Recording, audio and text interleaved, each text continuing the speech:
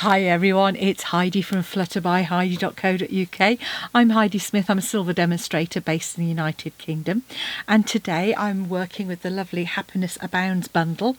It does come with DSP, which is absolutely beautiful, but I just wanted to keep it really clean and simple and just make a pretty card for today. And I kind of was inspired by some roses in my mother's garden that she always had, which were these kind of almost variegated. They went through from sort of shades of pink and through to apricot. Absolutely beautiful rose. Can't remember what it was called, but it is lovely, or certainly was lovely over the years. And this Happiness Abounds stamp set is beautiful because it has these lovely roses in, kind of classic tea roses almost, and these lovely anemones, sprigs of flowers, sentiments and leaves. Really great stamp set for you to cover all sorts of occasions, from congratulations, so you could use it for weddings or engagements, particularly with the wishing all the happiness you can imagine. Lots of thanks as well, friend, best wishes. The only thing it hasn't got probably is sympathy. But, there are other stamp sets which would work well for those. And I've kind of gone clean and simple today. With this stamp set is this beautiful trellis die. So you can see here, this one here cuts out this lovely panel. Just really pretty aperture. Creates a fabulous background with very little else. There are also these lovely edges, so there's like a dashed edge and also a notebook sort of edge. The dies cut out the 3 flowers, and they also cut out the flowers on the DSP as well. Haven't got it to hand. Beautiful DSP, and the leaves will be cut out as well. So yeah, anyway, that's the stamp set. The other thing I've used on here is the new Stylish Shapes dies. Those are these here, which have got the double stitching. So if I were to use that to create an aperture, you'll see here. You get that lovely dotted edge on both the die cut and on the aperture, so I'm going to have lots of fun creating some aperture cards with those. It comes with these banners, and I've deliberately kept one of my apertures in, or a couple of apertures in here, so that I can always pop it over a sentiment and see whether it is the right size.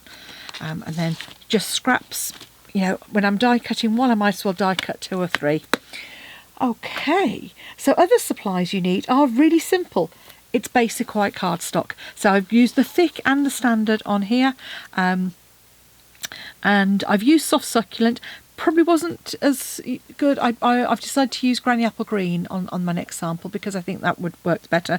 And I've used a couple of ways of adding colour onto these as well, so I'll show you both of those. So let's get started. So the first thing we're going to need is our card base. As I've said, I've taken thick Whisper White, sorry, not even Whisper White anymore, thick basic white, 29 by 10.5. I always trim mine down that little bit shorter. I find it just makes it easier for layers. I've then got a piece of ordinary basic white, which I've taken that little bit smaller to give a slightly larger border. So that is 9.5 by 13.5 centimetres. So that's going to be my layer there.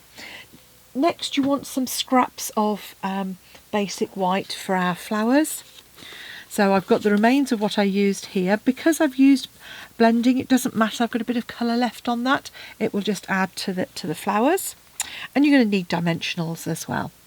So, first thing I'm going to do is die cut that background to show you how that works. Now, if you've got a cut and emboss machine, this will go through so easily. It literally goes through on a first cut. If you have got a big shot, you might want to pop a shim through. So, if I was using my big shot, I have a metal shim that I use. It's this metal plate here. I just find that gives just means it goes through in one pass. Otherwise you might want to pop it through a couple of times, and as with all big dies as well, pop it through at an angle. So when you put it through, don't just put it through straight.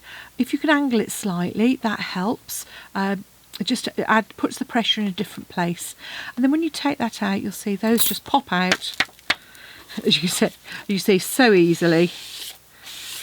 And these little pieces here, if you want to, you can go in. I've just got an old pokey tool here. You can actually go through and pop up some of these to give some extra dimension.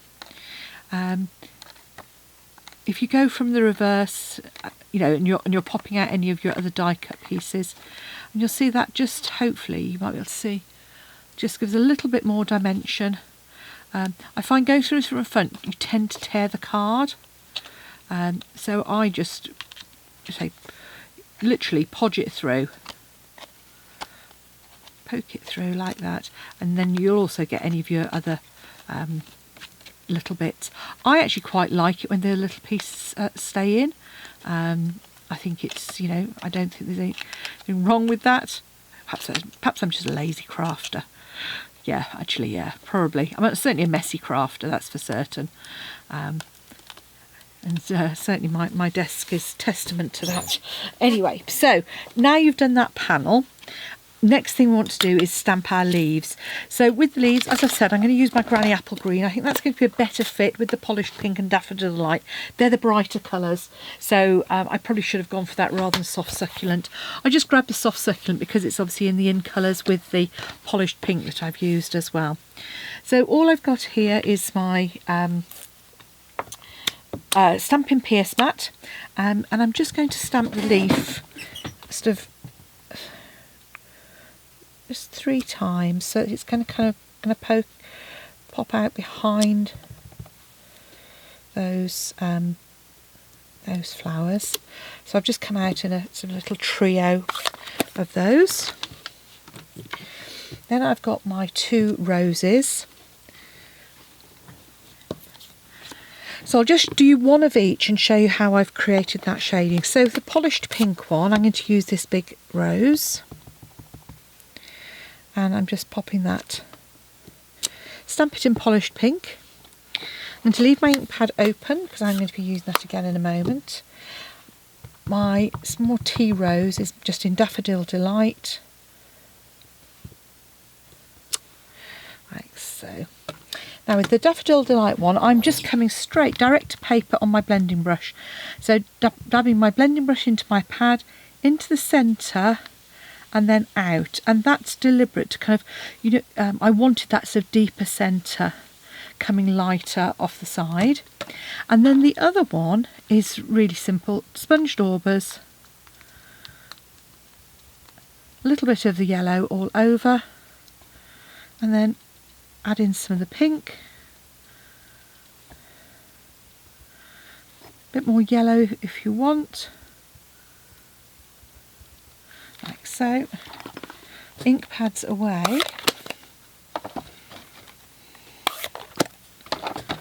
and then you can see that's from where I die cut my previous one.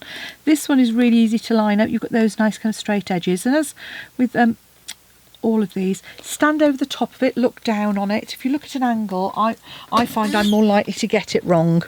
So if I can, it's more difficult when I'm filming, I stand over the top so I can see where that is. Pop those through your die cutting machine. You are very unlikely to need any extra, on a cut and emboss you won't, but on any other machine it's unlikely you'll need a shim at all, because these are open images. And there we go. And I haven't done such a good job on that one. I obviously didn't tape that down very well. So if that happens, there are 2 things you can do. Obviously you can stamp yourself a new one, or just to make it less obvious, I'm actually going to just trim around that outer edge, like so. And that's going to be my rose that's going to go in the background, so I won't see that one so much. So I've got another one here, and I've got another couple of yellow ones as well. So now we can start creating our layer. So the first thing I'm going to do is actually shape these flowers a little. So I'm just running my bone folder over, or running them over my bone folder, just putting some pressure on with my thumb.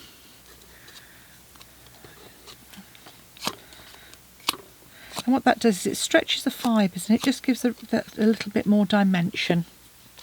I can now come in with a dimensional on the back there.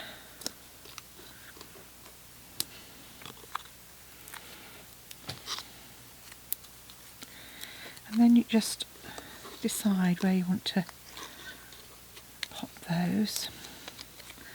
So this one I'm going to have up over the edge there. And you can have these coming off the edges as well. Sometimes you might want to tuck them under, so I might with that one, actually looking at it. Yeah, I'm just going to tuck that underneath and then pop my yellow one in the centre there. And then with your sentiment, you could obviously do that on coloured card if you wanted to. I'm just going to highlight the pink on this. And so I've die cut one of my new stylish shapes, and just line that up. That's actually, because it's a scripty font as well, even if it's slightly off, do you know what? It still works really well, just as well, because so there are times when I really can't stamp straight. Whether it's because my balance is off, that's my excuse anyway. I'm going to blame my balance. So we're not seeing much of those leaves, but there's just enough. So the dimensional on this end, when I take the backing off, we'll glue it in place. And then that then will just rest on top of those. Just make sure it's, there we go. Then flip that over, and now we're going to go to town with a few dimensionals. These are fantastic, and you'll see what I tend to do, if I can, is I put lines on the back so I can see whether I've got the backs on my dimensionals or not. You want to make sure this is well supported, because it's been die cut. Obviously it's got a little bit of bowing, so I'm just popping a mini dimensional in the middle of those sections. This is a lot more dimensionals than I would often advocate, but it is only standard white and there are no layers on it, so that will make it a little bit more flexible than usual. Here we go, well covered. And then you can just go along and remove all of those.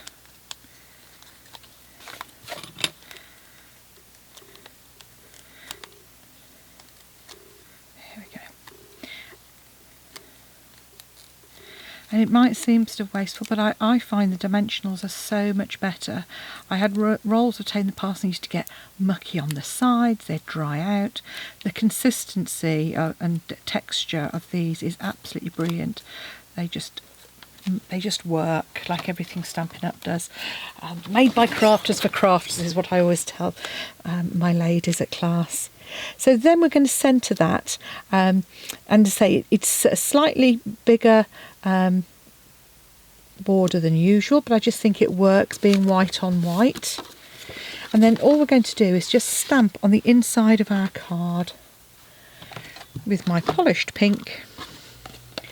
But I'm going to stamp it off to give a slightly lighter effect. So just pop that in there, like so. And there you have a pair of pretty floral rose trellis cards using the new Happiness Abounds. And don't forget, if you'd like to purchase these, pop along to my shop at flutterbyheidi.co.uk and you can purchase them there. Looking at that now, do you know what? I think it needs a bit of bling. So my current favourite rhinestones are going to make an appearance on here, I think. Just pop a... Oh. There we go.